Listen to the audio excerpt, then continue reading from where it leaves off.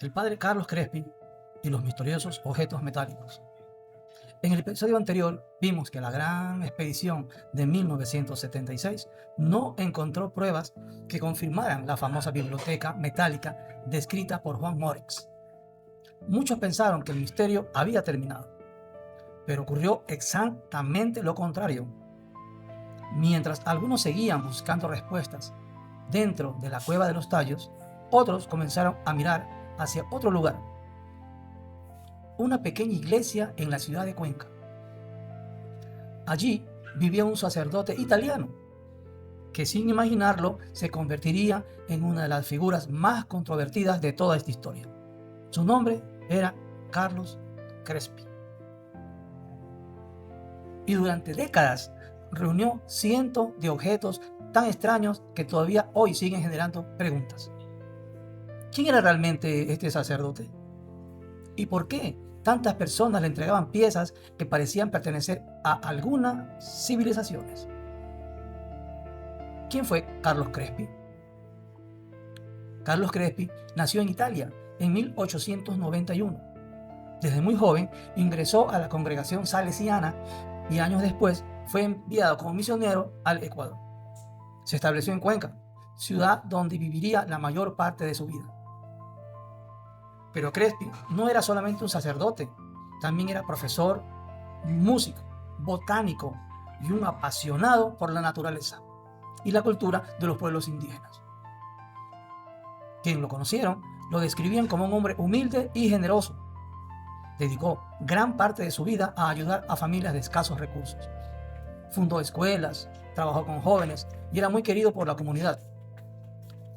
Precisamente por esa confianza que inspiraba, muchas personas comenzaron a llevarle objetos encontrados en distintas zonas del país. Una colección que no dejaba de crecer. Con el paso de los años, la colección de Carlos Crespi se hizo enorme. En los patios y salones de su iglesia podían verse objetos de todo tipo. Había cerámicas, herramientas antiguas, esculturas de piedra, objetos de cobre y bronce, y también unas llamativas placas metálicas grabadas con figuras y símbolos. Algunas mostraban animales, otras representaban personas, y varios temas y signos que nadie lograba identificar con facilidad. Las fotografías de estas piezas comenzaron a circular entre investigadores y curiosos. Pronto aparecieron las primeras preguntas. ¿Quién habrían fabricado aquellos objetos? ¿Eran realmente antiguos? ¿Procedían de la Amazonía? ¿O habrían sido traídos de diferentes lugares del Ecuador? Pero entonces, ¿de dónde salieron esas piezas? Es una de las preguntas más difíciles de responder. Durante muchos años, campesinos e indígenas llegaban hasta la misión salesiana llevando objetos que decían haber encontrado mientras trabajaban en la tierra o recorrían diferentes regiones. En ocasiones, Carlos Crespi les entregaba algo de dinero como ayuda. No compraba las piezas para hacer negocio. Más bien, era una forma de apoyar económicamente a personas muy pobres y al mismo tiempo evitar que esos objetos fueran destruidos o vendidos como simple chatarra. El problema es que casi nunca quedó registrado el lugar exacto donde habían aparecido esas piezas. Y eso, para la arqueología, es un inconveniente muy grande. Cuando un objeto pierde su contexto original, resulta mucho más difícil conocer su verdadera historia. Vamos ahora con las placas metálicas. Entre todos los objetos de la colección, las placas metálicas fueron las que más llamaron la atención. Algunas parecían representar escenas religiosas. Otras mostraban figuras humanas con grandes tocados. También existían placas decoradas con animales, estrellas y símbolos geométricos. Con el paso del tiempo, comenzaron a circular fotografías por todo el mundo. Algunas personas afirmaban que aquellos símbolos se parecían a la escritura sumeria. Otros encontraban similitudes con el antiguo Egipto. Incluso hubo quienes aseguraban que representaban una civilización completamente desconocida. Pero aquí debemos ser muy cuidadosos. Parecerse no significa ser lo mismo. Hasta hoy no existe consenso científico que confirme que esas placas pertenecieron a alguna civilización perdida o que contuvieran una escritura desconocida. ¿Eran todas auténticas? Aquí aparece otro aspecto importante. La colección de Carlos Crespi era muy variada. Muchos arqueólogos consideran que una parte importante de los objetos sí tenían valor histórico, especialmente las cerámicas y piezas pertenecientes a culturas precolombinas del Ecuador. Sin embargo, también creen que otras piezas pudieron haber sido fabricadas mucho más recientemente. Algunas quizás elaboradas por artesanos locales. Otras pudieron ser objetos decorativos. Y algunas, sencillamente, no tienen un origen claro. En otras palabras, no toda la colección tenía la misma antigüedad ni el mismo valor arqueológico. Con el paso de los años, todas esas piezas comenzaron a mezclarse en el imaginario popular. Y eso hizo más difícil distinguir los hechos de las leyendas. La conexión con las cuevas de los tallos. Cuando Juan Morix habló de una biblioteca metálica escondido bajo la selva, muchas personas recordaron inmediatamente la colección de Carlos Crespi. La comparación parecía inevitable.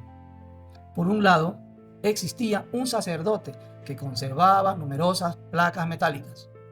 Por otro, un explorador que afirmaba haber visto miles de láminas similares dentro de una cueva. ¿Existe alguna relación entre ambas? Hasta el momento no se ha presentado una prueba que demuestre que las placas de Crespi provenieran de la cueva de los tallos.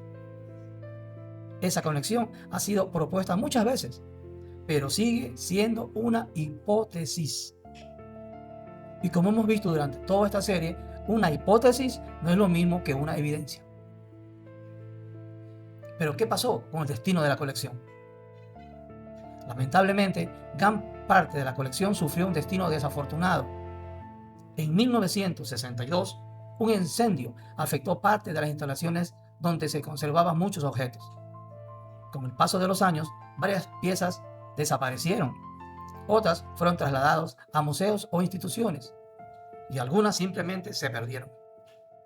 Eso hizo aún más difícil estudiar la colección completa. Hoy solo conocemos muchas de esas piezas gracias a fotografías antiguas y al testimonio de quienes las vieron personalmente. ¿Un hombre sencillo o el guardián de un gran secreto? Para unos, Carlo Crespi fue simplemente un sacerdote generoso que reunió objetos entregados por la gente durante muchos años. Para otros, sin embargo, terminó conservando algunas de las piezas más misteriosas del continente. Lo cierto es que nunca afirmó haber descubierto una civilización perdida. Nunca dijo haber encontrado una biblioteca metálica. Esas ideas fueron apareciendo después, cuando otras personas comenzaron a relacionar su colección con la de la historia de Juan Morix. Y esa diferencia es muy importante, porque muchas veces la leyenda termina creciendo mucho más que los hechos. El siguiente capítulo. Después de conocer la historia de Carlo Crespi, todavía queda una pregunta fundamental.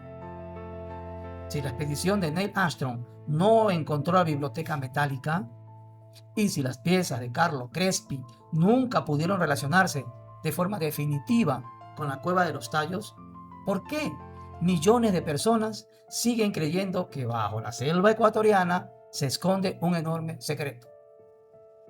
En el próximo episodio conoceremos al investigador que decidió años a estudiar este caso y que llevó el misterio a un nuevo nivel. Su nombre era Andreas Faber-Kaiser, y sus investigaciones hicieron que la historia de la cueva de los tallos volviera a recorrer el mundo. Nos vemos en el siguiente episodio. Cuento con la atención de ustedes. Hasta la próxima.